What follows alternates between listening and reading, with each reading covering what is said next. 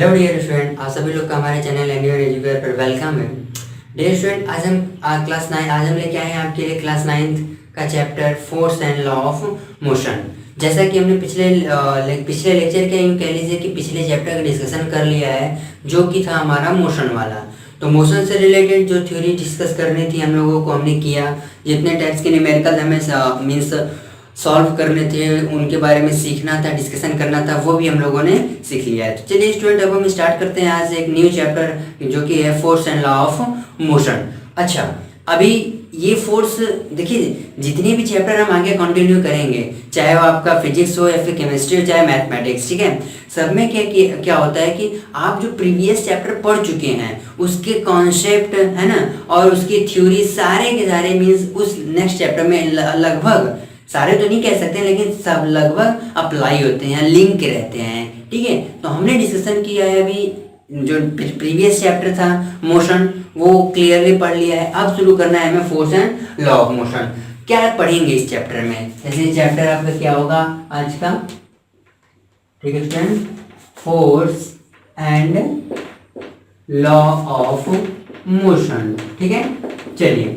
अच्छा, अब पढ़ेंगे क्या इसमें, एक पहले मेरा आइडिया हो जाना चाहिए कि हमें इसमें पढ़ना क्या है, क्या हमें करना है। तो देखिए स्टूडेंट, इसमें क्या है कि जैसे हमने प्रीवियस चैप्टर में मोशन से रिलेटेड डिफरेंट चीज़ें देखा था, बहुत सारी चीज़ें पढ़ी थी, लेकिन कहीं भी हमने इस चीज़ का डिस्कशन नहीं किया था कि इस मोशन का कारण क्या होता है, या यूँ कहिए कि what is the cause of motion, ये हमने कहीं भी डिस्कशन नहीं किया था। बट हाँ, इस चैप्टर में हम क्या करेंगे, फोर्स से शुरुआत करेंगे। फोर्स होता क्या है उससे मीन्स फेमिलियर होंगे, एग्जांपल्स देखेंगे, और बीच में हम फिर तुरंत जान जाएंगे या फिर जानने की कोशिश करेंगे कि कॉज ऑफ मोशन होता क्या है। कहीं भी माइंड में क्वेश्चन अराइज ही नहीं हुआ हम लोग के, है ना, कि यार कॉज ऑफ मोशन होता क्या है, या फिर हम या फिर कोई ऑब्जेक्ट मान लीजिए मूव कर ही रहा है 20 मीटर पर सेकेंड से, तो उसके अंदर ये जो मोशन आया है ये किसकी वजह से है, क्या कारण है इसका, तो भी डिस्कशन हम यहाँ पे कर लेंगे। तो ठीक है, तो चलिए शुरुआत करते हैं फोर्स से। तो अब ये फोर्स है क्या भाई, नाम से है ना, नाम से पढ़ा जाए तो फोर्स, तो फिर क्या कहोगे सर, फोर्स मतलब क्या, उसका भी साइंस भाई, आपकी साइंस में हर एक वर्ड का एक साइंटिफिक मीनिंग होता है ना, तो उससे भी इस तरह इसका भी होगा। तो देखिए ये होता क्या है, हम लिखेंगे it is a physical quantity, it is a physical quantity which changes or tends to change in state of motion, in, है ना, state of motion, state of motion, shape and size, direction of motion, direction of motion। ठीक है student, motion of an object, अच्छा simple, मैंने क्यों definition से शुरुआत की, इसलिए क्योंकि डिफिनीशन एग्जैक्टली माइंड में सेट हो जाए, उसके बाद इसको एक्सपीरियंस करेंगे, प्रैक्टिकली समझेंगे। तो फोर्स क्या है, फोर्स एक ऐसी फिजिकल क्वांटिटी है ना, जो किसी भी ऑब्जेक्ट में उसके स्टेट ऑफ रेस्ट या मोशन को चेंज करेगी, या फिर उसके शेप एंड साइज को चेंज करेगी, या फिर उसके डायरेक्शन ऑफ मोशन को चेंज करेगी, है ना।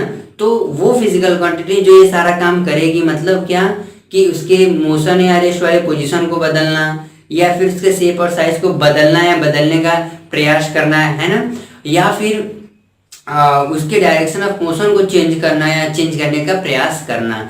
यानी ये जो फिनोमिना या फिर ये जो एक्टिविटी जो एजेंट कर रहा होता है, एजेंट तो खैर नहीं कहेंगे, जो फिजिकल क्वांटिटी जिस फिजिकल क्वांटिटी की वजह से ये सारे फिनोमिना हो रहे होते हैं, एक्टिविटी हो रही होती है, उस फिजिकल फिनोमिना को क्या नाम देते हैं, फिजिकल क्वांटिटी को क्या नाम देते हैं स्टूडेंट, फोर्स नाम देते हैं। एक्सपीरियंस कैसे करेंगे, डेली लाइफ में हम बहुत सारा एग्जांपल देखे होंगे, अभी मैं एक दो एग्जांपल लेके इसको क्लियर करूंगा। जैसे स्टूडेंट आप लोगों ने देखा होगा कि लाइक आपने मान लीजिए कि क्रिकेट मैच मान ली, पहले आप खेलते होंगे कई बार, है ना, तो आप बॉलर द्वारा दिए गए बॉल को हिट करते हो, ठीक है।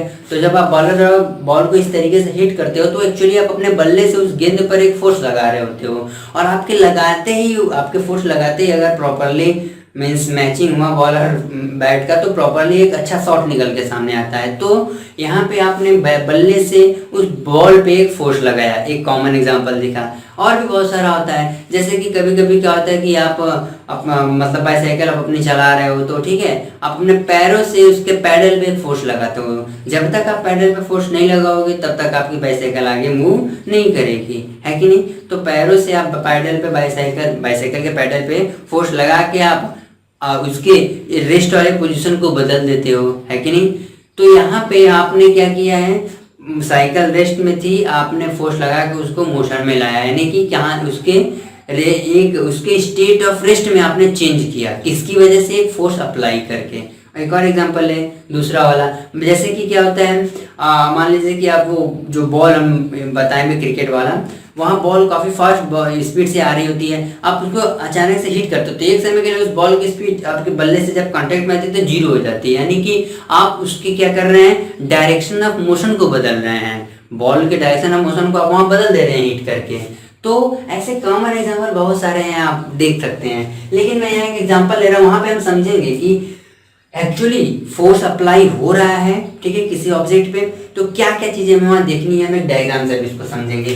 तो मान लीजिए, कंसीडर करिए कि आपका एक टेबल है, ठीक है, मान लीजिए इस तरीके से, टेबल तो खैर 3D यहाँ बना नहीं पाएंगे, बस समझ जाइए, ये हमारा एक टेबल है, इस पे हमने एक बुक को इस तरीके से क्या किया है, रखा हुआ है, ठीक है।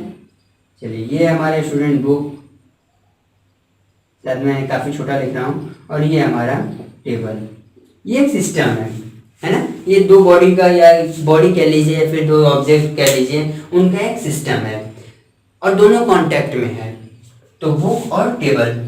अब इसमें क्या है कि हम ये चेक देखेंगे कि फोर्स अप्लाई हो रहा है यहाँ पे या नहीं हो रहा है, अभी दोनों रेस्ट में।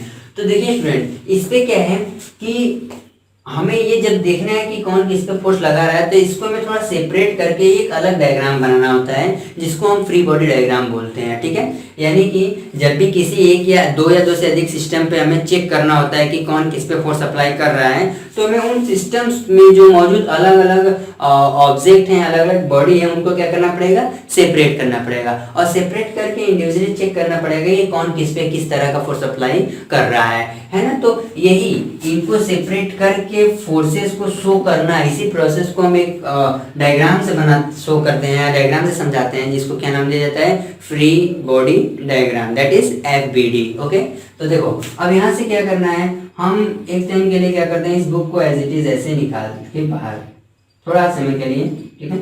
और ये हमारा क्या है, टेबल है स्टूडेंट। चलो बढ़िया यार, एटलीस्ट बना तो। चलो अब देखो, दो डायग्राम है हमारे पास, ये हमारा क्या स्टूडेंट, टेबल है right now, and it is our book. Let us see which different types of forces are acting on these two system of body। अब देखिए क्या है इसमें, जनरली होगा क्या स्टूडेंट, देखिए चूंकि एक फोर्स, पहले समझ लीजिए फिर बता रहा हूँ कौन कौन से फोर्स है। इस ऑब्जेक्ट पे ऊपर की तरफ फोर्स लगेगा, जिसको हम नाम देते हैं नॉर्मल फोर्स। क्या नाम देते हैं स्टूडेंट, नॉर्मल फोर्स, ठीक है। अच्छा, ये नॉर्मल फोर्स इस पे होता है, ये ऑब्जेक्ट भी, सॉरी ये बुक भी क्या करेगा, नीचे की तरफ एक फोर्स लगाएगा, जिसको हम रिएक्शन फोर्स या कुछ भी नाम दे सकते हैं, रिएक्शन फोर्स नाम दे सकते हैं इस समय, ठीक है। चलिए, और एक खास बात, इस टेबल पे भी नीचे की तरफ वेट लगेगा, कंफर्म है, नीचे की तरफ वेट भाई, अर्थ तो इस टेबल पे भी फोर्स लगाएगी, मतलब अपना ग्रेविटेशनल फोर्स की वजह से इसको खींचेगी अपनी तरफ, तो वेट है, ठीक है। और इस पे भी, बुक पे भी मान लो नीचे की तरफ एक वेट लग रहा है, ठीक है, दोनों पे वेट लग रहा है। अब देखो यहाँ पे हमें क्या चेक करना है, यहाँ पे तुम्हें दिख रहे होंगे 3-4 टाइप के फोर्स अप्लाई होना शुरू हुए, है ना, ये अभी रखे हुए इस तरीके से, लेकिन फिर भी इनके बीच में फोर्स एक्टिंग या फोर्स एक्ट कर रहे हैं। कौन कौन से, जैसे ये टेबल इस बुक को ऊपर की तरफ एक नॉर्मल फोर्स लगाएगा, ताकि ये टेबल इस बुक को होल्ड किए रह सके, पकड़े रख सके, ठीक है।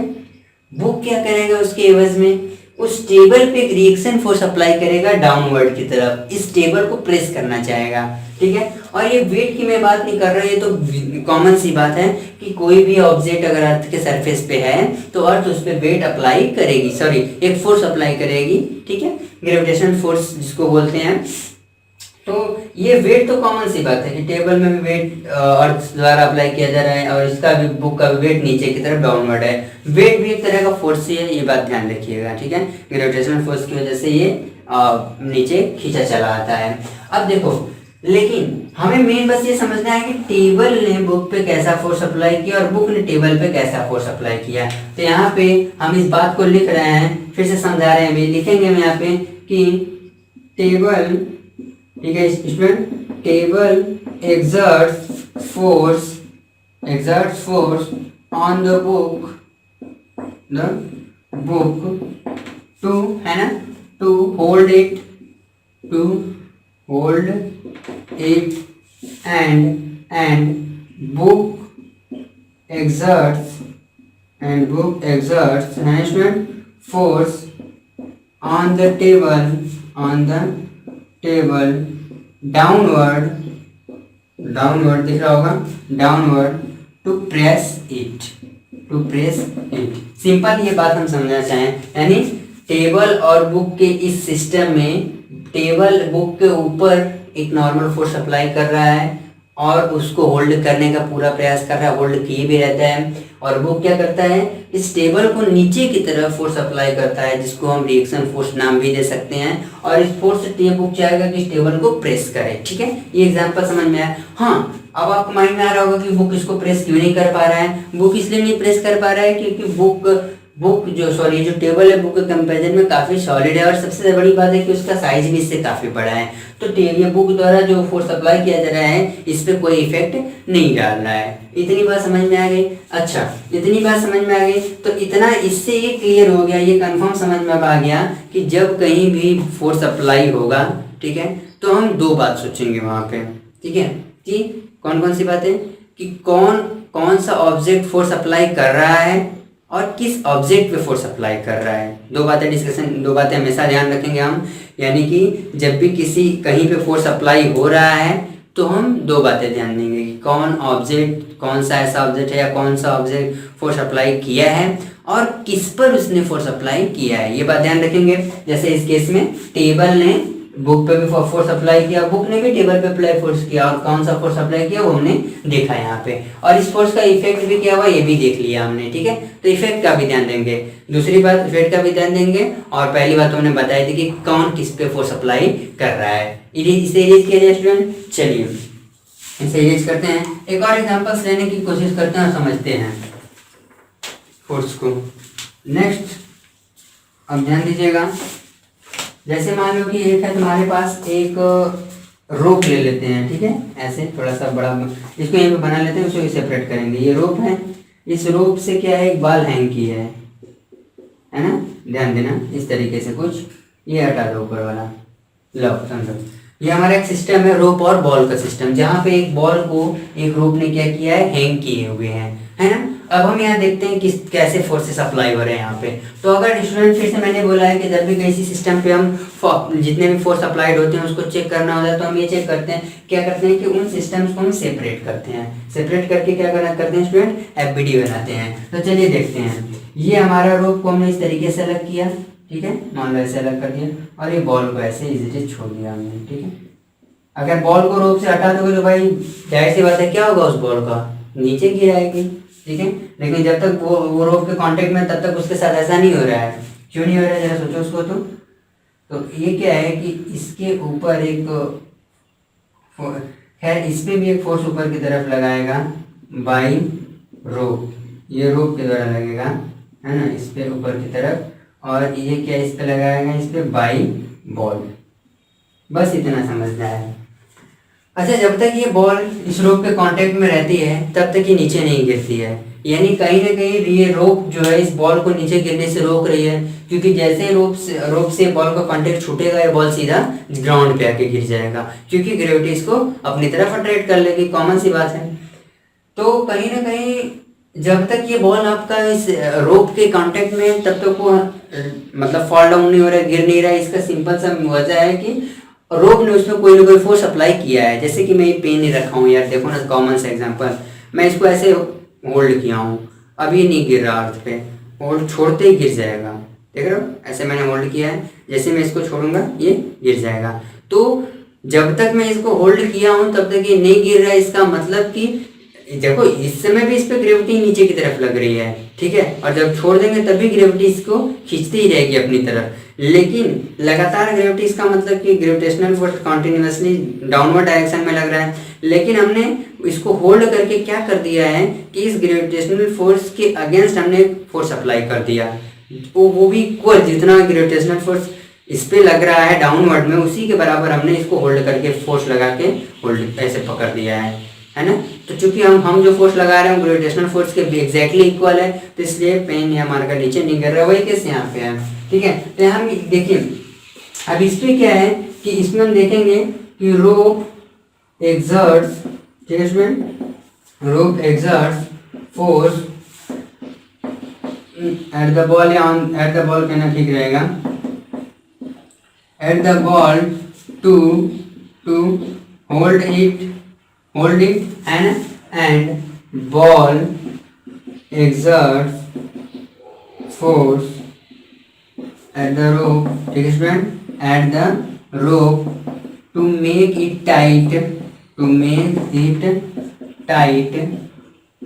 and stretched, है ना, to make it tight and stretched, simple. यानी रोप क्या करेगा, ये रोप है, बॉल को ऊपर की तरफ एक फोर्स लगा के उसको खींचे रखने की कोशिश करेगा, और रोप क्या करेगा उस बॉल पे एक फोर्स लगा, बॉल क्या करेगा उस रोप पे फोर्स लगा के उसके अंदर उसको टाइट किए रहेगा, टेंशन उसके अंदर मतलब उसको स्ट्रेच किए रहेगा, या यूं कहिए सिंपल भाषा में उसको टाइट किए रहेगा, ठीक है। तो इन दो एग्जांपल से समझ में आ गए कि हम बार बार जब भी कहीं भी फोर्स अप्लाई होंगे तो दो चीज़ों का डिस्कशन किया जाएगा स्टूडेंट, या दो बातें ध्यान रखी जाएंगी कि कौन सा ऑब्जेक्ट किस पे फोर्स अप्लाई कर रहा है, और दूसरी बात उस फोर्स का क्या इफेक्ट हो रहा है। समझ में आ गई बात। तो चलिए अब इसे इरेज करते हैं और आगे की तरफ बढ़ते हैं। तो ये अब हम इसे चलते हैं इरेज करने, इरेज हो भी चुका है। और अब देखिए स्टूडेंट, फोर्स की कॉमन से यूनिट क्या बताएं, इसमें आप लोग को पता है कि फोर्स एक वेक्टर क्वांटिटी है, इसकी एसआई यूनिट क्या होती है, न्यूटन होती है, ठीक है। यानी कहना हो तो लिख सकते हैं इसको कि force is a vector quantity, ठीक है student, vector quantity and its SI unit is Newton, ठीक है। बस इतनी बात फोर्स से रिलेटेड भी जानिए। बीच में फिर से एक बार फोर्स आएगा जब हम मतलब कि न्यूटन्स लॉज ऑफ मोशन पढ़ेंगे, तो वहाँ पे एक बार फिर आएंगे, तो फिर वहाँ पे इनको अच्छे से देख लेंगे हम लोग। तो चलिए स्टूडेंट, फोर्स हमने जान लिया। अब देखिए एक नया हमें शब्द वर्ड जानना है, एक नए कॉन्सेप्ट को सीखना है, वो है इनर्शिया का, है ना। तो कहीं ना कहीं फोर्स अप्लाई हो रहे होते किसी ऑब्जेक्ट पे, हमें तो हमें इनर्शिया को भी जान लेना चाहिए। तो अब हमारा नेक्स्ट टर्म है इनर्शिया, ठीक है स्टूडेंट, इनर्शिया। इसे बताने से पहले एक बात समझाना चाहेंगे कि इतना समझ लीजिए कि हर एक बॉडी की अपनी कुछ इच्छाएं होती है, कुछ उसकी फीलिंग्स होती है कि वो क्या करना चाहता है, कि अपने अंदर होने वाले चेंज का हमेशा अपोज करता है। कोई भी बॉडी हो, चाहे लिविंग हो चाहे नॉन लिविंग हो, ठीक है, उसकी एक टेंडेंसी होती है कि वो क्या करता है, अपने अंदर होने वाले किसी भी तरह के चेंज का हमेशा अपोज करता है, ठीक है। तो वो जो अपोज करता है उसकी इसी इच्छा को हम क्या नाम देते हैं, इनर्शिया नाम देते हैं। नहीं समझ में आया? जैसे मैं एग्जांपल दूँ, जैसे मान लो जो कि ग्राउंड पे फुटबॉल एज इट इज़ रखा हुआ है ना, ज़मीन पे फुटबॉल रखा हुआ है। आप क्या करेंगे, जब तक आप उस पर कोई मतलब कि वो फुटबॉल अभी रेस्ट में है, तो उस फुटबॉल की मतलब विलिंग होगी, उसकी ये इच्छा होगी कि वो रेस्ट में ही बना रहे, वो अपने आप को मोशन में ले जाने की इच्छुक नहीं है, या यूँ कहे कि वो इटसेल्फ खुद नहीं चाहता कि वो मोशन में आए। ये एग्जैक्टली ट्रू बात है। आपको लग रहा होगा कि क्या बताया जा रहा है, बट हाँ ये ट्रू है। जब वो फुटबॉल ग्राउंड के टच में रेस्ट में है, तो उस फुटबॉल की इच्छा यही है कि वो हमेशा रेस्ट में ही रहे, वो नहीं चाहता कि वो उसके अंदर मोशन आए, है ना। लेकिन हम उस पर एक्स्ट्रा फोर्स अप्लाई करके उसको मोशन में ला देते हैं, उसके अंदर मोशन मतलब क्रिएट कर देते हैं, बट वो नहीं चाहता कि वो मोशन में आए। तो उसकी ये जो इच्छा है अपनी ओरिजिनल स्टेट को बनाए रखना, उसकी इसी इच्छा को हम नाम देते हैं फिजिक्स में इनर्शिया। तो डिफाइन करेंगे स्टूडेंट, हम बोलेंगे, इसके लिए लिखेंगे कि द कॉज ऑफ, यही कह लीजिए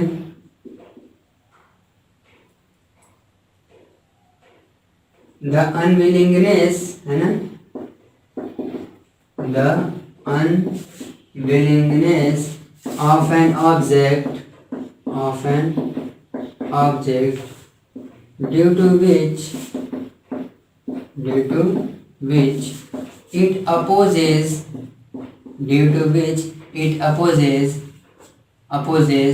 any change, and student, due to which it opposes any change and in its state of rest or motion is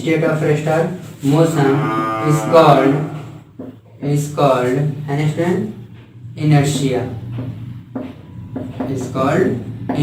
simple कि किसी भी ऑब्जेक्ट की एक अनविलिंगनेस का मतलब कि उसकी इच्छा नहीं है, किसी ऑब्जेक्ट की अनविलिंगनेस कहिए या यूं कहे कि किसी ऑब्जेक्ट की एक ऐसी प्रॉपर्टी है ना जिससे वो ऑब्जेक्ट अपने ओरिजिनल स्टेट में होने वाले चेंज का क्या करता है, पूरी तरीके से अपोज करेगा कि नहीं, मुझे अपने इसी ओरिजिनल स्टेट में ही रहना है, मुझे किसी और स्टेट में नहीं जाना है। तो उसकी स्टूडेंट इसी जो प्रॉपर्टी, उसकी ये जो इच्छा है कि वो अपने ओरिजिनल स्टेट बनाए रखे, उसी इच्छा को क्या नाम देते हैं हम लोग फिजिक्स में, इनर्शिया नाम दिया जाता है ना। इनर्शिया एक्चुअली डियर स्टूडेंट, अब ये यानी कि हमें एक बात यहाँ से निकल के सामने आती है, इनर्शिया से एक बात सामने निकल करके आती है कि कोई, मैंने जैसे अभी बताया फुटबॉल वाला एग्जांपल कि फुटबॉल को जब तक हम फोर्स नहीं अप्लाई करेंगे वो चाहेगा कि रेस्ट में ही बना रहे। और एक कॉमन एग्जांपल लीजिए, जैसे कि मान लीजिए एक कार कॉन्स्टेंटली मूव कर रही है, तो हम जब तक उस पर किसी तरह का एक्सटर्नल फोर्स या जब तक हम उसके अंदर किसी तरह का चेंज नहीं लाएंगे, वो कार चाहेगी कि लगातार वो मोशन करती रहे। वो अलग बात है कि हम ब्रेक सप्लाई करके अदर थिंग्स करके उस कार को स्टॉप कर देते हैं, लेकिन वो कार स्टॉप होना नहीं चाहती थी। उसका ओरिजिनल स्टेट जहाँ से हमने ऑब्जर्व करना शुरू किया था वो था उसका मोशन का, तो अपने इस मोशन को कॉन्टिन्यूसली बनाए रखना चाहेगी। तो हर ऑब्जेक्ट हमारे आसपास जितने भी आप देखें, सभी की अपनी अपनी एक प्रॉपर्टी, एक अपनी इच्छा होती है कि वो अपनी ओरिजिनल स्टेट क्या करे, बरकरार रखे, उसको बनाए रखे। तो इसी इच्छा को हम इनर्शिया नाम दे रहे हैं। तो देखिए कहीं ना कहीं से कंक्लूजन निकला कि यही कि an object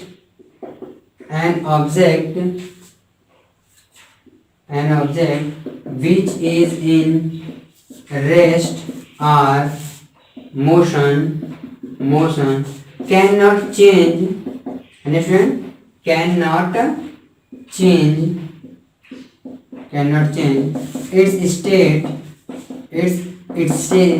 itself। बहुत इंपॉर्टेंट बात, itself, यानी कि कोई भी ऑब्जेक्ट जो कि चाहे रेस्ट में हो चाहे मोशन में हो स्टूडेंट, वो अपने आप स्वतः या खुद से वो अपने स्टेट में किसी तरह का चेंज नहीं कर सकती है। यानी वो जो रेस्ट में है तो वो ऐसा उसके अंदर ऐसी कोई बात है ही नहीं, या ऐसा कोई खास बात है नहीं जिससे वो अपने आप को खुद से मोशन में ला सके, बिल्कुल नहीं। तो देखिए उसके बॉडी के अंदर के मूवमेंट की बात हम नहीं कर रहा हूँ, है ना। मैं अगर आप उसके बॉडी के इंटरनल ऑर्गन्स वगैरह की बात करेंगे तो वहाँ पे तो मूवमेंट होता है रहता है, ब्लड्स वगैरह का, और ऑर्गन्स अपने वर्क करते रहते हैं, उनकी बात नहीं की जा रही है, आउटसाइड उनकी बात की जा रही है। तो वो ऑब्जेक्ट जो कि रेस्ट या मोशन में है या जिस भी पोजिशन में है, उसके अंदर वो खुद से अपने स्टेट को बदल नहीं सकता, ठीक है। लेकिन बदल हम देते हैं, इसका वजह भी हम जानेंगे क्यों। तो इनर्शिया समझ में आया स्टूडेंट। तो देखिए इनर्शिया के दो टाइप्स होते हैं, वो डिस्कस करना चाहेंगे, इनर्शिया ऑफ रेस्ट और इनर्शिया ऑफ मोशन। तो चलो उसे भी डिस्कस करते हैं। चलिए ये इनर्शिया हो गई, ठीक है। अभी हम इनर्शिया ऑफ रेस्ट और इनर्शिया ऑफ मोशन स्टूडेंट जान लेंगे, तो हम कोशिश करेंगे जानने की कि शुरुआत में ये सब आया कहाँ से, किन लोगों ने अपना अटेम्प्ट दिया था। मुझे स्टार्टिंग करना चाहिए था, लेकिन थोड़ा रूबरू हो जाते हैं चीज़ों से, फिर वापस से एक समय के लिए पीछे चलते हैं जहाँ से लोगों ने इसको देना शुरू किया था, इन कॉन्सेप्ट्स को मिस एक्सप्लोर करना शुरू किया था लोगों के सामने। तो आइए अब हम डिस्कस करना चाहते हैं स्टूडेंट इनर्शिया ऑफ रेस्ट के बारे में, ठीक है। इनर्शिया ऑफ रेस्ट नाम से ये इनर्शिया तो होगा ही होगा, ठीक है, बट ऑफ रेस्ट का मतलब क्या। तो लिखेंगे इसमें हम कि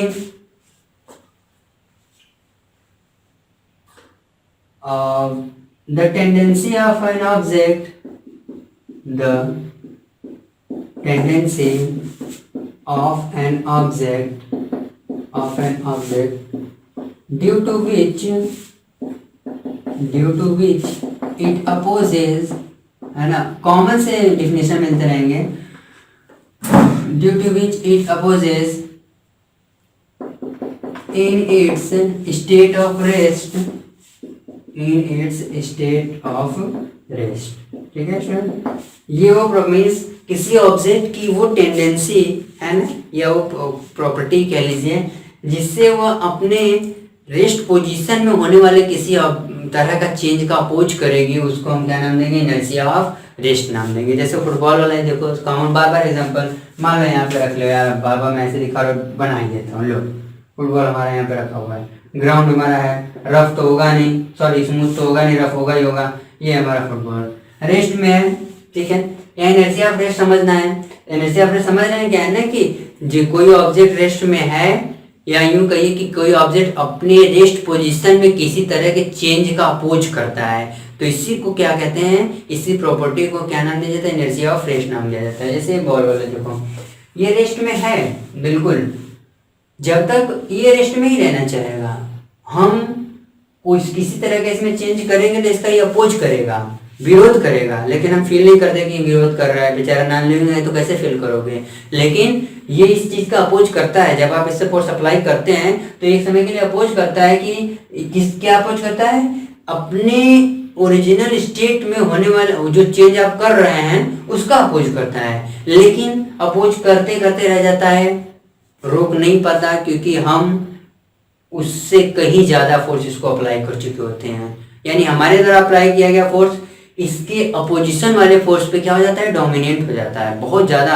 ग्रेटर अमाउंट में, इसीलिए इसका अपोज करते करते रह जाता है और इसके अंदर चेंज हमको देखने को मिल जाता है। तो एनर्जी ऑफ रेस्ट ऐसे ही समझ आया। और भी एग्जांपल इससे बेटर और कॉमन एग्जांपल लेते हैं। जैसे देखो, ये जो समझना है एनर्जी ऑफ रेस्ट क्या होता है, एक जैसे एग्जांपल लेते हैं कि मान लीजिए एक एग्जांपल हमारे पास, ढेर सारे एग्जांपल, एक दो तीन डिस्कस कर लेते हैं। जैसे कि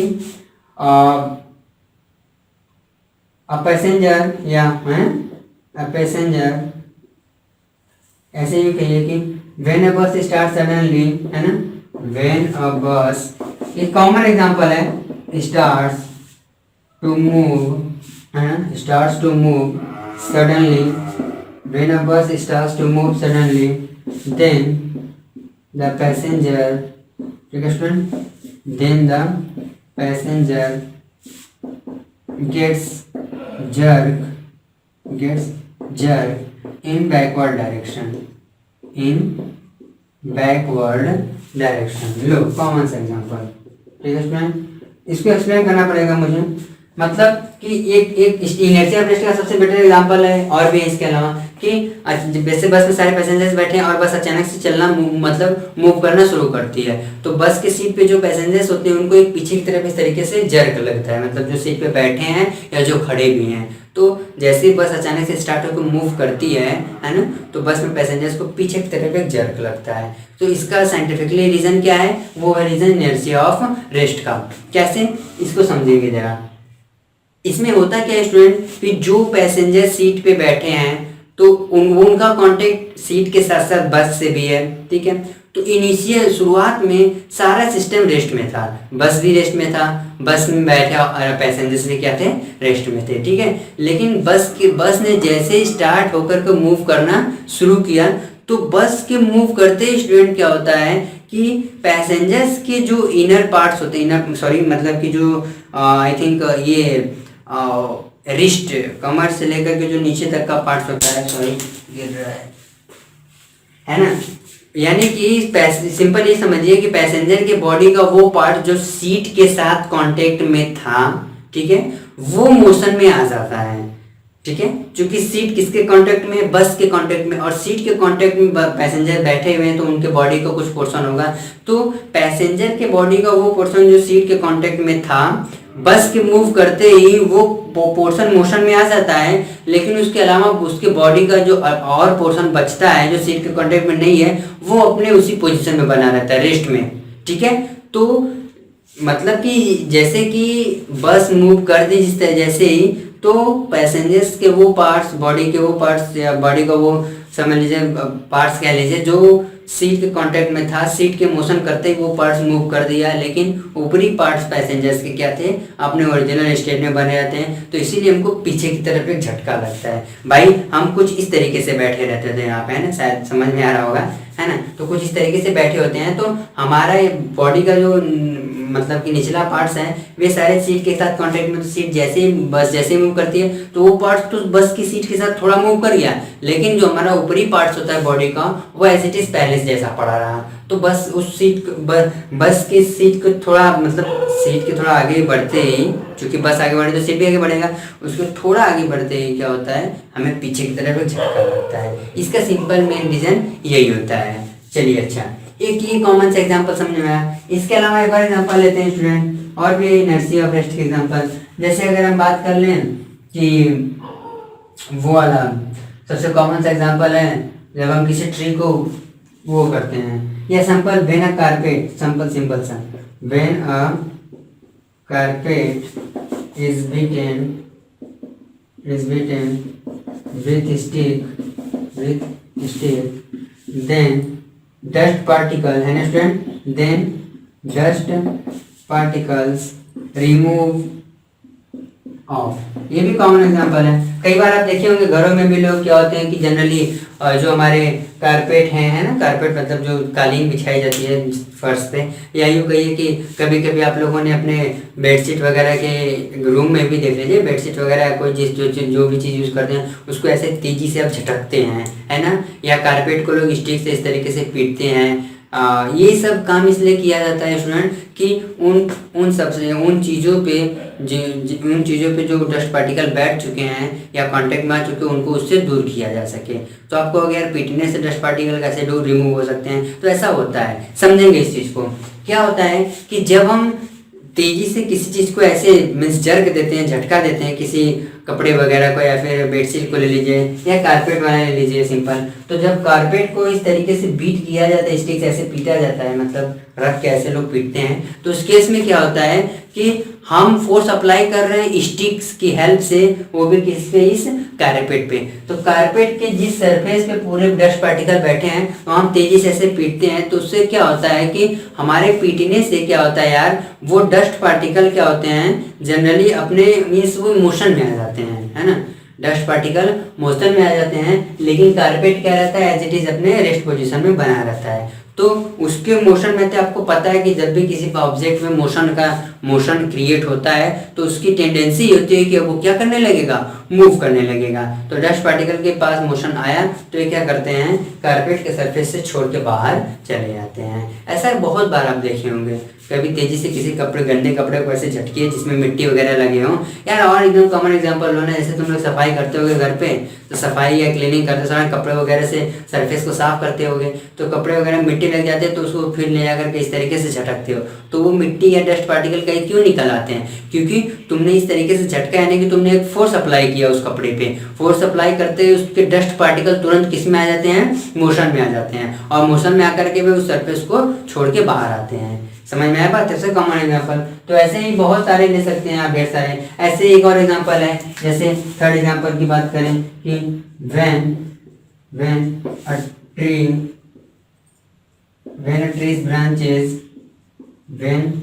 a tree's branches are shaken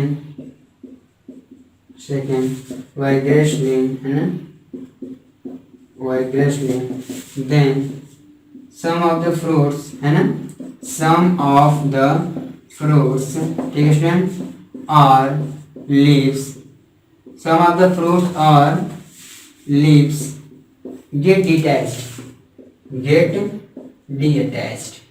ठीक है। ये भी कॉमन एग्जांपल है ना, कि हम मतलब कि कभी नहीं होता कि पेड़ वगैरह पे, जैसे मान लो अमरूद का पेड़ तुम्हारे पास है ना, चढ़ तो नहीं पाओगे जल्दी, पतला है, हाँ, तो क्या करोगे, उसकी शाखाओं को, उसकी ब्रांचेस को पकड़ के इस तरीके से तेजी से हिलाओगे, ऐसे हिलाते हो, तो हिलाते ही क्या होता है देखते हो ना, जब तुम इस तरीके से शेक करते हो तेजी से उसको, तो उसके लीव्स, ब्रांचेस सब मोशन में आ जाते हैं। तो चूंकि फ्रूट्स बेचारा वो एक पतली सी ब्रांच से लटका हुआ होता है, ठीक है। तो जैसे आप उसको तेजी से सेक करते हो, वाइग्रेसली सेक करते हो उस ट्री की ब्रांचेस को, तो पत्तों के साथ साथ मतलब फ्रूट के साथ साथ कुछ पत्ते भी क्या होते हैं, अपने उस कॉन्टेक्ट पोर्शन को छोड़ के नीचे चले आते हैं। क्योंकि तुमने क्या किया है, वहां पे शुरुआत में वे रेस्ट में थे, तुमने इस तरीके से वाइग्रेसली सेक करके क्या किया, फोर्स अप्लाई किया।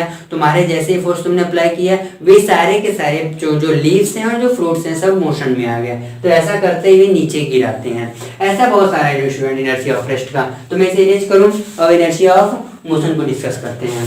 चलिए, तो इस सब में देख रहे हैं ना, हमें जो सब में एग्जांपल लिए थे, चाहे वो बस में बैठे पैसेंजर्स हो, या फिर वो कारपेट पे जमा हुआ डस्ट पार्टिकल हो, या वो जो फ्रूट हैं जो कि ब्रांचेस से लगे हुए हैं, हम जब तक उनमें किसी तरह का फोर्स नहीं अप्लाई करेंगे तब तक वो अपने आप को अपने पोजीशन में चेंज वो नहीं कर पा रहे थे। ये खास बात ध्यान रखिएगा, ये इनर्शिया वाली बात है उनकी। अब हमें जानना है स्टूडेंट इनर्शिया ऑफ मोशन के बारे में, ठीक है। किसके बारे में जानना है, इनर्शिया ऑफ मोशन के बारे में जानना है, ठीक है भैया।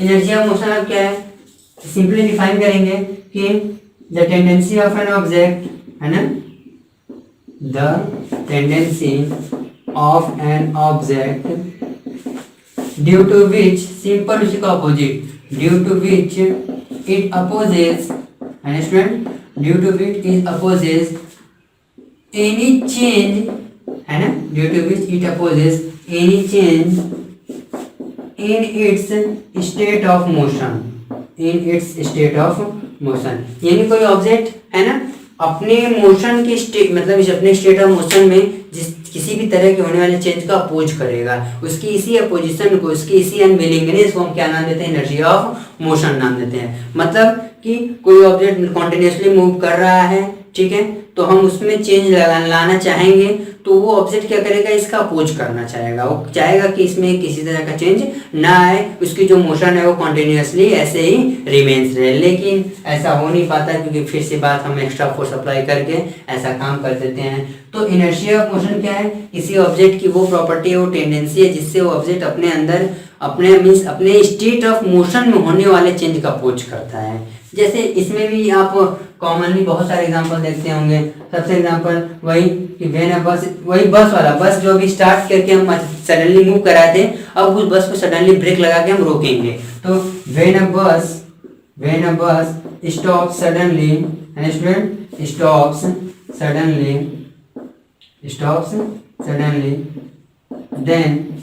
then the passengers, है ना, then the passengers inside the bus gets jerk in forward direction।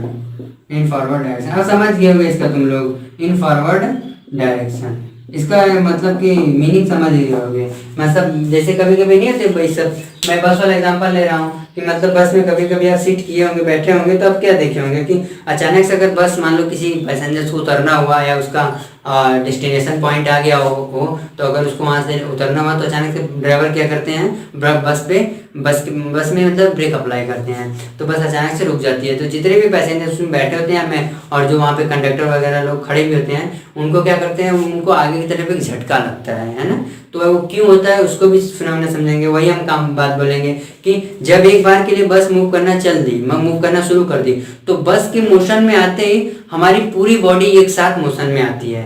शुरुआत में अचानक से एक समय के लिए वो जो इनर्शिया ऑफ रेस्ट था, वहां पे कुछ समय के लिए सिर्फ बॉडी का वो पार्ट जो सीट्स के कांटेक्ट में था वो मोशन में आता था और ऊपरी पार्ट रेस्ट में रहने से हमें पीछे की तरफ जरक लगता था। लेकिन कुछ समय बाद ऊपरी पार्ट भी क्या होता था, हमारे बॉडी का जो ऊपरी पार्ट्स हैं वे भी क्या होते थे, उस ऑब्जेक्ट के साथ, सॉरी बस के साथ मोशन में आ जाते हैं। क्योंकि अब पूरा सिस्टम मूव कर रहा है, क्योंकि बस ही मूव कर रहा है तो बस में बैठे पैसेंजर्स भी मोशन में हैं, ठीक है। लेकिन अब जैसे हम ब्रेक अप्लाई करते हैं, फिर ड्राइवर ब्रेक अप्लाई करते हैं, तो उस समय क्या होता है कि बॉडी का जो वो पार्ट्स जो कि सीट के साथ कांटेक्ट में रहता है, ठीक है, अब क्या है कि ब्रेक अप्लाई करते ही वो रेस्ट में रहता है। अब डाउनवर्ड पार्ट जो कि सीट के साथ कांटेक्ट में, वो रेस्ट में एज इट इज बना रहता है क्योंकि सीट भी क्या है, रेस्ट में ही है। लेकिन जो बॉडी को ऊपरी पार्ट से वो बस के साथ मूव कर रहा था, तो अब ब्रेक अप्लाई करते ही मतलब इनसाइड पार्ट जो कि सीट के साथ कांटेक्ट में रेस्ट में है और ऊपरी पार्ट्स क्या होते हैं, अपर उसको आगे की तरफ एक झटका फील होता है। तो ये बात समझ में आई। दूसरा इसका कॉमन एग्जांपल होता है, एक और इसका इनर्शिया ऑफ मोशन का सबसे कॉमन एग्जांपल मुझे याद नहीं आ रहा है, बहुत सारे आप ले सकते हैं। और एक सबसे कॉमन एग्जांपल लेते हैं, है ना, ये डिस्कशन, ये दूसरा वाला बहुत इंपॉर्टेंट है, जरा समझना। ये क्या होता है कि अ बॉय थ्रोज, देखना इसको, a boy throws a ball in upward direction, ठीक है, इनसाइड अ ट्रेन, ठीक है student, inside a train which is moving, ठीक है student, which is moving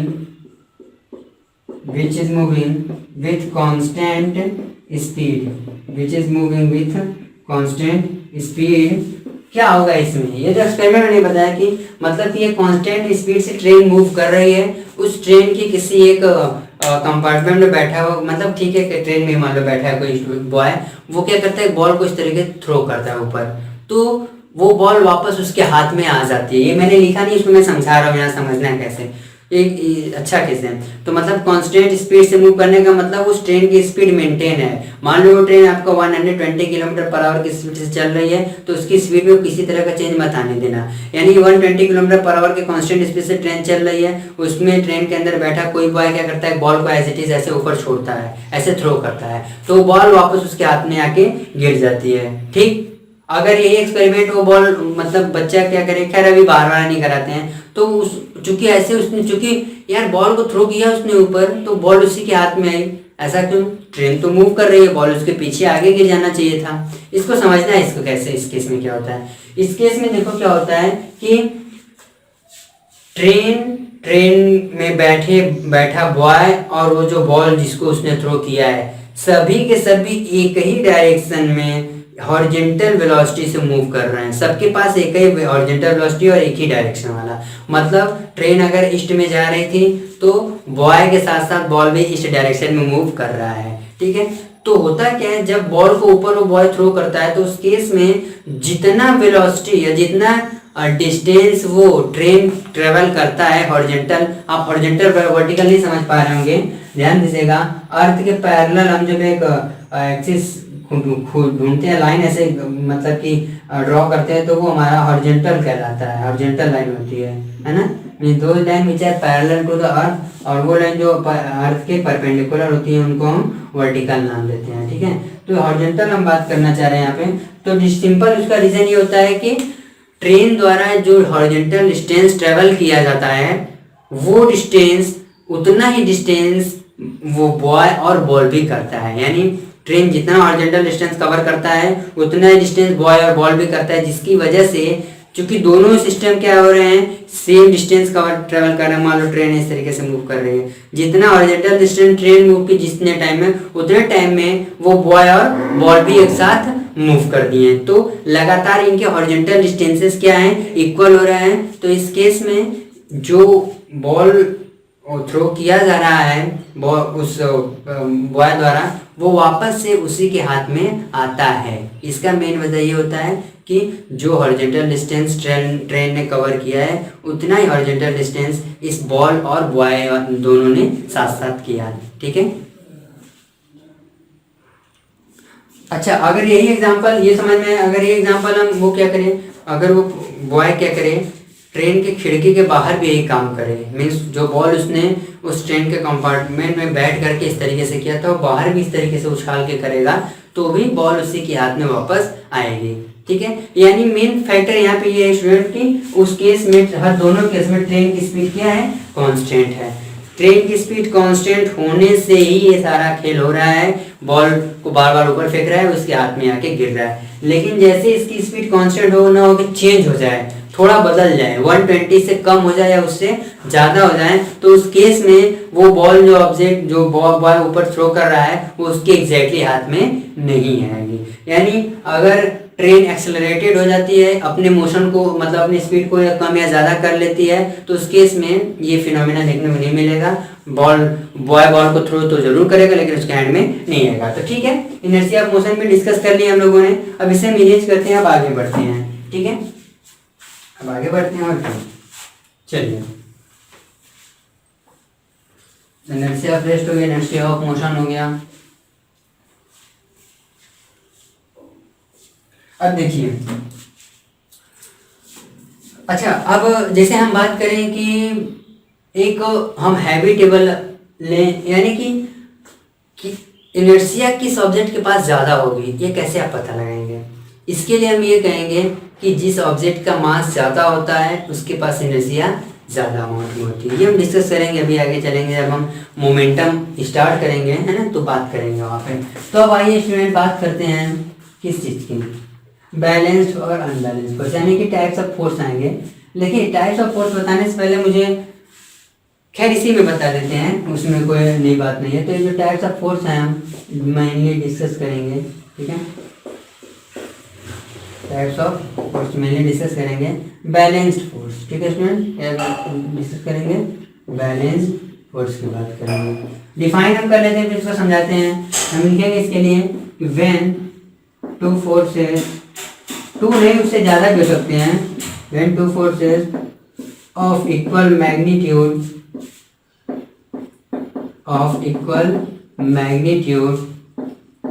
acting in opposite direction, acting in opposite direction at an object, then such type of force, ठीक है student, क्या कहलाते हैं, सब type of force called balanced force.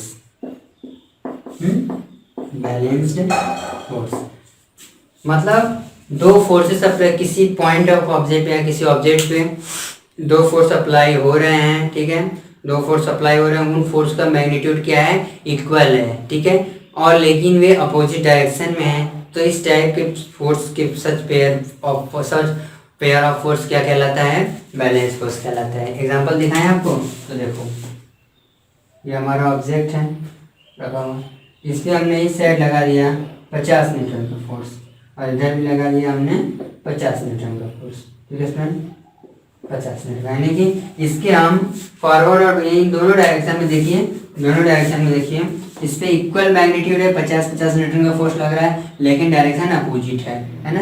एक अगर फॉरवर्ड बोलो तो एक को आप बैकवर्ड बोलोगे, तो फॉरवर्ड और बैकवर्ड दोनों डायरेक्शन में equal amount of forces apply हो रहे हैं। तो इस टाइप के जो फोर्सेस के पेयर्स हैं स्टूडेंट, उसको क्या नाम दिया जाएगा, बैलेंस फोर्स नाम दिया जाएगा, ठीक है। बैलेंस फोर्स में होता क्या है कि ऑब्जेक्ट पे किसी तरह का चेंज आएगा नहीं। अगर वो मान लो ये आपने रेस्ट सिचुएशन में, मान लो ये रेस्ट में था, उस समय आपने फोर्स अप्लाई किया तो मोशन में नहीं आएगा। या मान लो ये मोशन कर रहा था, तभी आपने इसके फॉरवर्ड और बैकवर्ड 50 न्यूटन का फोर्स अप्लाई कर दिया, तब भी इसके मोशन में कोई इफेक्ट नहीं आएगा, क्योंकि आप जो फोर्स अप्लाई कर रहे हैं वो फोर्स ही एक दूसरे को कैंसिल कर दे रहे हैं, ठीक है। वो फोर्स यार चेंज कब करता, जब वे उसका कैंसिलेशन कहीं नहीं होता। लेकिन इस केस में क्या हो रहा है, आप जो फोर्स अप्लाई कर रहे हैं इनके डायरेक्शन अपोजिट होने की वजह से ये फोर्स ही एक दूसरे को कैंसिल कर दे रहे हैं, इसलिए इस फोर्स का कोई इफेक्ट देखने को नहीं मिल रहा है। मेरी बात समझ में आ रही है। तो जब भी कहीं बैलेंस फोर्स अप्लाई होगा किसी ऑब्जेक्ट पे, तो उसका क्या मीनिंग समझेंगे आप, मतलब ये समझेंगे कि किसी ऑब्जेक्ट पे इक्वल अमाउंट के फोर्सेस क्या हो रहे हैं, अपोजिट डायरेक्शन में लग रहे हैं, जिसकी वजह से ओवरऑल उस ऑब्जेक्ट में किसी तरह का चेंज नहीं आ रहा है। अच्छा, ओवरऑल चेंज क्यों नहीं आ रहा है, इसका रीजन बोल रहा हूँ, क्योंकि जो फोर्स हम अप्लाई कर रहे हैं वे फोर्स खुद ही इटसेल्फ एक दूसरे को कैंसिल कर दे रहे हैं, ठीक है। तो ऐसा हो जाने की वजह से बैलेंस फोर्स किसी ऑब्जेक्ट के रेस्ट या मोशन वाले सिचुएशन को चेंज नहीं करता है, अफेक्ट नहीं करता है। वही अगर स्टूडेंट आप बात करें अनबैलेंस फोर्स की, ठीक है, किसकी बात करें, अनबैलेंस्ड फोर्स की बात करें, अनबैलेंस्ड फोर्स की बात करें, तो इसमें ठीक इसी का अपोजिट हो जाएगा। क्या हो जाएगा कि व्हेन टू फोर्सेस, ठीक है student, when two forces of unequal magnitude,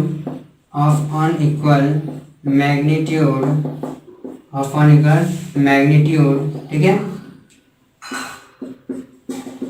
acting in, यहाँ अपोजिट हो चाहे सेम, उससे फर्क नहीं पड़ना है, बस अनइक्वल हो गया है ना, एक्टिंग इन अपोजिट और same direction, acting in opposite और सेम डायरेक्शन, ठीक है, देन या फिर डायरेक्शन एट एन ऑब्जेक्ट, ठीक है, at an object, then such type of forces, ठीक है student, such type of forces क्या कहलाते हैं, कॉल्ड अनबैलेंस्ड फोर्स, अनबैलेंस्ड, ठीक है, अनबैलेंस्ड फोर्स। समझ में आ रहा होगा, इसी का ठीक अपोजिट है, यानी कि इसके लिए अगर डायग्राम बनाएंगे स्टूडेंट, तो मैं ऐड बना दूं डायग्राम, देखो बना रहा हूँ, ये हमारा कोई पार्टिकल मतलब ऑब्जेक्ट है, इस पर हमने क्या किया, एक फोर्स मान लो लगा दिया है 60 न्यूटन का, और इस पर हमने फोर्स लगा दिया है 25 न्यूटन का। तो देखो हमने क्या किया है, अपोजिट डायरेक्शन में इस बार अनइक्वल मैग्नीट्यूड का फोर्स लगाया, एक तरफ 60 लगाया तो एक तरफ 25, तो ये टाइप का जो पेयर है फोर्स का, ये हमारा अनबैलेंस फोर्स कहलाएगा, और ये अनबैलेंस फोर्स जरूर इसमें किसी तरह का चेंज लाएगा। अगर ये बॉडी रेस्ट में है तो ये इसको मोशन में कर देगा, अगर मोशन में है तो हो सकता है रेस्ट में भी कर दे और इसको और मोशन भी बढ़ा दे। इसमें मोशन वाले केस में और केस आते हैं, हम आगे डिस्कस में करेंगे बाद में, ठीक है। तो अनबैलेंस फोर्स समझ में आ गया, ठीक है। तो अब बैलेंस और अनबैलेंस फोर्स समझ में आया तो एक खास बात जानो, पिछले चैप्टर की बातें कुछ याद करो, जब हम मोशन का डिस्कशन कर रहे थे वहां पे, तो हमने मोशन खूब पढ़ा, उनके बारे में कॉन्सेप्ट का भी डिस्कशन किया, ठीक है, और जो भी चीज देखनी थी सो हमने वहां पे देखा था, बेसिक चीजें थी, लेकिन कहीं भी हमने इस बात का जिक्र नहीं किया कि मोशन किस वजह से हो रहा है, वो मोशन किस वजह से हो रहा है कहाँ डिस्कशन नहीं किया था ना। तो अब जैसे अनबैलेंस फोर्स जान गए हैं, तो अब इस बात को जान लीजिए कि जब भी किसी ऑब्जेक्ट पे आप फोर्स लगाते हैं और वो मोशन कर देता है, तो उसके मोशन करने का वजह यही है कि आपने उस पर एक अनबैलेंस्ड फोर्स अप्लाई किया है, यानी अनबैलेंस्ड फोर्स ही वो वजह है, वो कॉज है जो किसी ऑब्जेक्ट में मोशन क्या करता है, लाता है। या यूं कहिए कि किसी ऑब्जेक्ट में मोशन किसकी वजह से आता है स्टूडेंट, अनबैलेंस्ड फोर्स की वजह से आता है। तो क्या मैं इस बात को लिख दूं, जरूर लिखना चाहिए हमें, तो मैं लिख देंगे कि the cause of motion in an object, the cause of motion, ठीक है student, in an object, is due to, ठीक है, is due to an unbalanced force। I think आपको समझ में आ गया होगा, यानी अनबैलेंस फोर्स ही एक वो वजह है जो क्या करता है, एक मिनट जरा, ठीक नहीं है, अनबैलेंस फोर्स ही एक वो वजह है स्टूडेंट जो क्या करता है, जो वजह होता है कि किसी ऑब्जेक्ट में मोशन आए, है ना। तो यानी किसी ऑब्जेक्ट में मोशन आता है तो किसकी वजह से आता है, वो अनबैलेंस्ड फोर्स की वजह से आता है। अब इस पे जरा थॉट करिए जरा, तब तक मैं थोड़ा सा हिंट डाल दूंगा कि नहीं। चलिए एक मिनट स्टूडेंट, बस ये होने वाला है, हो चुका। चलिए, तो अनबैलेंस फोर्स क्या है, वो कारण है जो किसी ऑब्जेक्ट में क्या करता है, मोशन क्रिएट करता है या मोशन लाता है। चलो, तो बैलेंस अनबैलेंस फोर्स जान लिया।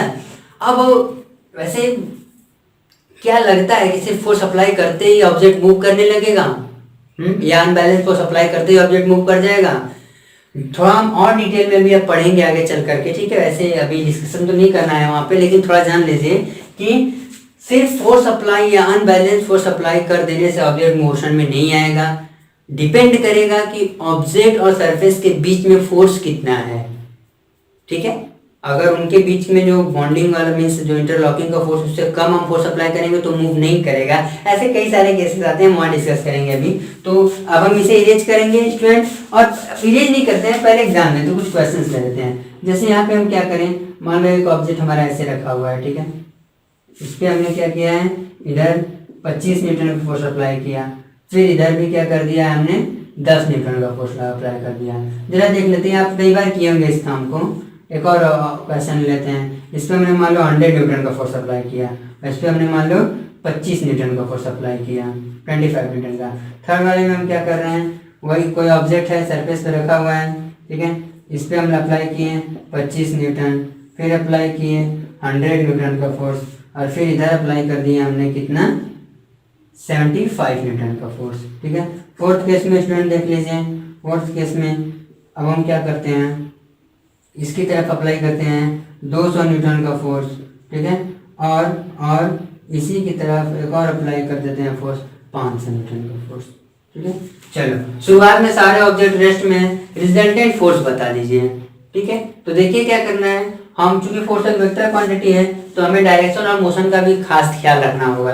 पहले वाले में देखिए ऑब्जेक्ट में दो फोर्सेस लग रहे हैं, सेकेंड में भी 2 फोर्स लग रहे हैं, है ना, वही कोई अपोजिट में कोई सेम डायरेक्शन में अभी नहीं डिस्कस कर रहे हैं। थर्ड वाले में उस ऑब्जेक्ट में 3 फोर्स लग रहा है, फोर्थ वाले में भी 2 फोर्सेस लग रहे हैं। अब रिजल्टेंट फोर्स किसका होगा, ठीक है। तो ध्यान दीजिएगा, फोर्सेस को हम जो फोर्स सेम डायरेक्शन में होते हैं उनको हम अलजेब्रिकली ऐड कर देते हैं, ठीक है।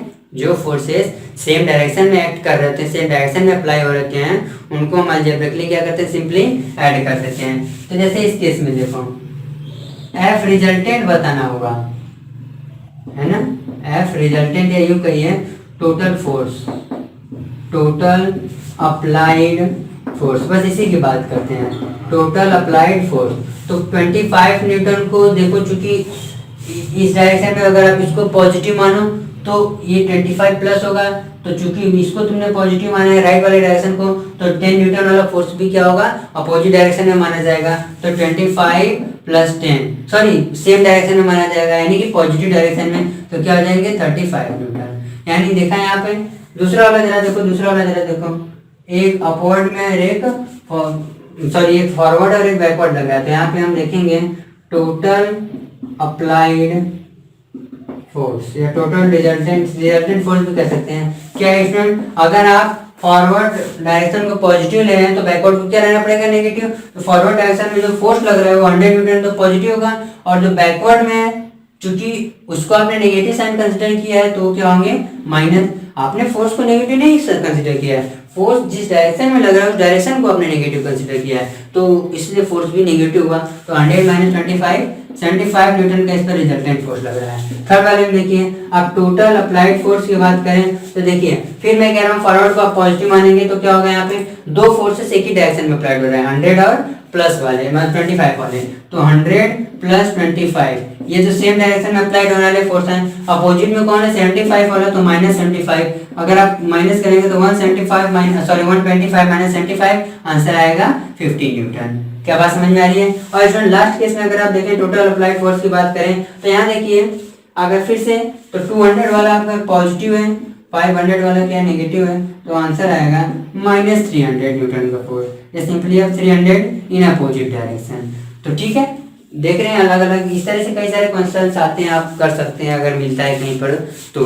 हाँ, इसमें मोशन किधर होगा ये भी इस चीज को नोट करना है, तो ले सकते हैं इंपॉर्टेंट पॉइंट करके हम लिख सकते हैं यहाँ पे कि इसको हम ये नोट करें तो फिर मैं इस इंपॉर्टेंट पॉइंट को अलग से लिख पाता हूँ, इसे एच करते हैं, ठीक है student.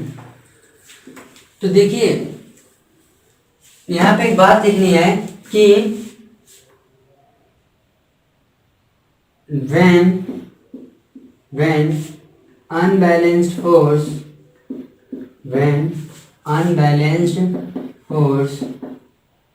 applied at an object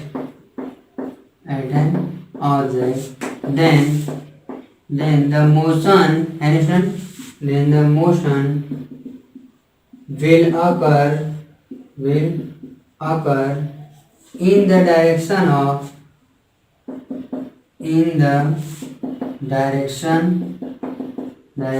of greater force। Important बात है स्टूडेंट, इस बात को हमेशा ध्यान रखेंगे कि जब भी कहीं किसी ऑब्जेक्ट पे अनबैलेंस फोर्स अप्लाई होता है तो ये तो पता है कि अनबैलेंस फोर्स अप्लाई होते ही उसमें मोशन आएगा, लेकिन वो मोशन किधर आएगा, किधर ऑब्जेक्ट मोशन मूव करेगा, ऑब्जेक्ट मूव उधर करेगा जिधर ग्रेटर फोर्स का इफेक्ट ज्यादा है या ग्रेटर फोर्स का इन्फ्लुएंस ज्यादा है। तो अनबैलेंस्ड फोर्स जब भी अप्लाइड होते हैं किसी ऑब्जेक्ट पर तो ऑब्जेक्ट मूव उसी डायरेक्शन में करेगा जिधर ग्रेटर फोर्स अप्लाइड है। जैसे इस केस में ऑब्जेक्ट मूव करेगा फॉरवर्ड, अगर रेस्ट में है शुरुआत में। तो अगर सारे केस को आप इनिशियली रेस्ट में माने तो in first case object will move in forward direction and the total amount of force applied on this is 10 Newton, 35 Newton. In second case, object will move in again in forward direction and the total applied force will be 75 Newton. In the same as it is, you can also calculate in third case. So object will move in, I think, forward direction, and the total amount of force applied on this system on this object will be 50 Newton. और fourth case में तो सीधा दिख रहा है object backward में जाएगा, backward direction में, मतलब कि आपने अगर इस साइड को इस डायरेक्शन में बैकवर्ड की कंसीडर किया है तो 500 का न्यूटन का फोर्स इधर ज़्यादा लग रहा है तो वो उधर ज़्यादा मूव करेगा। तो ये बात समझ में आ गई स्टूडेंट, बैलेंस और अनबैलेंस फोर्स समझ में आ गया। ठीक है, तो अब चलिए अब आगे डिस्कस करते हैं एक और टॉपिक के बारे में। ठीक है, चलिए ये जो करते हैं इसको, गुड। आइए अब देखिए स्टूडेंट, हमें बात करना है इनर्शिया और मोशन के बारे में, सॉरी इनर्शिया और मास के बारे में। ठीक है, इनर्शिया एंड मास के बारे में डिस्कशन करना है भाई। तो करना है क्या करना है इसमें, है कि नहीं। इनर्शिया तो पढ़ लिया आपने, ठीक है। मास तो चूंकि दोनों को कंपेयर करना है इसलिए एक साथ हमने लिखा है, इनर्शिया तो पढ़ ही चुके हैं। मास पहले आप जानेंगे तो मास होता क्या है, मास को हम बोलेंगे द अमाउंट ऑफ, ठीक है, the amount of matter, the amount of matter contained, the amount of matter contained in a body, the amount of matter contained in a body is called mass of the body, simple mass of the body। यानी कि student किसी body या किसी object में जितना matter content रहता है, matter का मतलब अभी आप केमिस्ट्री में पढ़ेंगे आपको पता चलेगा कि जितने भी हमारे आसपास चीज़ें उन सभी को मैटर कहा जाता है ना, जो भी सारे ऑब्जेक्ट्स हैं, है ना। तो जितना अमाउंट ऑफ मैटर किसी बॉडी में ऑब्जेक्ट में मौजूद है उसी को हम मास नाम देते हैं। ठीक है, अच्छा तब एनर्जी और मास का क्या यहाँ पे वो है, इसके लिए एग्जाम्पल हम एक लेना चाहेंगे। जैसे यहाँ देखो वी हैव, ठीक है, we have two table, we have two tables, हमारे पास दो टेबल्स हैं, one is bigger, one is big and other is small, other is, इसमें एक छोटा सा टेबल है और एक बड़ा सा टेबल है। ठीक है, अब हम क्या करना चाह रहे हैं, उन दोनों टेबल पे हम फोर्स लगा के उनको खींच रहे हैं, फोर्स लगा खींचिए नहीं, बस सिंपल फोर्स लगा रहे हैं। तो आपका एक कॉमन एक्सपीरियंस होगा कि जो छोटा वाला टेबल है आप उसको वो थोड़े से फोर्स लगाते ही वो अपने ओरिजिनल स्टेट में से चेंजिंग आ जाती है उसकी। अगर थोड़ा सा भी आप उसका फोर्स लगाएंगे तो उसका ओरिजिनल स्टेट कुछ ना कुछ बदल जाएगा। जबकि जो बड़ा वाला टेबल है उसके केस में ऐसा नहीं होता है। तो ऐसा क्यों होता है, जरा इसको सोचिए, है ना। तो यहाँ पे रीजन हम ये देंगे, इसका मतलब यहाँ ये बात लिखेंगे कि बिगर टेबल है ना, bigger table opposes in greater amount, opposes in greater amount in it's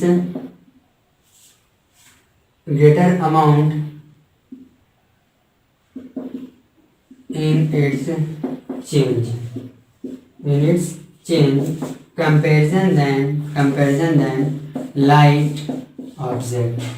ये बात कह सकते हैं कि नहीं, ग्रेटर की जगह बिगर की जगह लिखिए हैवी टेबल, सिंपल सही रहेगा, हैवी, है ना, हैवी ऑब्जेक्ट। ठीक है, ऑब्जेक्ट हम ना दे रहे, टेबल अलग बात है। यानी कि जो भारी ऑब्जेक्ट है वो हल्के ऑब्जेक्ट के कंपैरिजन में अपने अंदर होने वाले चेंज का ज़्यादा से ज़्यादा अपोज करता है। फिर से मैं बता रहा हूँ कि हम दो टेबल लिए हैं, हमारे पास एक भारी टेबल है, एक हल्का सा टेबल है, मतलब एक हल्के मास वाला टेबल है। हम क्या कर रहे हैं, फोर्स अप्लाई कर रहे हैं, तो हमारा कॉमन सा एक्सपीरियंस हम देखेंगे ये कि हल्के वाले जो हल्के मास वाला टेबल है वो आसानी से डिस्प्लेस हो जा रहा है कंपैरिजन देन बड़े वाले या कंपैरिजन देन हैवी मास वाले टेबल के। तो ऐसा इसलिए क्योंकि वो जो हैवी ऑब्जेक्ट है या हैवी मास वाला टेबल है वो अपने अंदर होने वाले चेंज का अपोज ज़्यादा अमाउंट में कर रहा है। लाइट वाले ऑब्जेक्ट के कंपैरिजन में, लाइट ऑब्जेक्ट के कंपैरिजन में वो जो हैवी ऑब्जेक्ट है वो अपने अंदर होने वाले चेंज का ज़्यादा से ज़्यादा अपोज कर रहा है, इसीलिए वो उसको आसानी से डिस्प्लेस कर पाना हमारे लिए थोड़ा मुश्किल हो रहा है। तो हम यहाँ पे ये कह सकते हैं कि जिस ऑब्जेक्ट की मास ज़्यादा है उसकी इनर्शिया भी ज़्यादा होगी। इनर्शिया क्या थी? इनर्शिया किसी ऑब्जेक्ट की वो टेंडेंसी थी ना, या उस ऑब्जेक्ट की ऐसी प्रॉपर्टी थी जिससे वो अपने अंदर होने वाले किसी भी तरह के चेंज का अपोज करता है। तो यहाँ पे आपने ये देखा कि जो बड़ा वाला टेबल है वो ज़्यादा से ज़्यादा अपोज कर रहा है, और आपको कॉमन सी बात पता है कि बड़े वाले टेबल का मास छोटे वाले टेबल के कंपेरिजन में क्या होगा? बड़ा ही होगा। तो मास वहाँ पे उसका ग्रेटर है इसमें उस छोटे वाले टेबल के कंपेरिजन में, तो उसके पास अपोजिशन यानी कि अपने अंदर होने वाले अपोज का जो चेंज कर रहा है वो भी ज़्यादा अमाउंट में कर रहा है, क्योंकि उसके पास इनर्शिया भी ज़्यादा है। तो कहीं ना कहीं यहाँ पे जिस ऑब्जेक्ट का मास ज़्यादा होता है, ठीक है, उसकी इनर्शिया भी ज़्यादा ही होती है। ये बात क्या आपको समझ में आ गई स्टूडेंट? ठीक है, तो अगर ये बात समझ में आ गई तो आज तक के लिए बस इतना ही रहने देते हैं, है ना। हमने डिस्कशन किया, जो भी डिस्कशन किया इन डिटेल हुआ।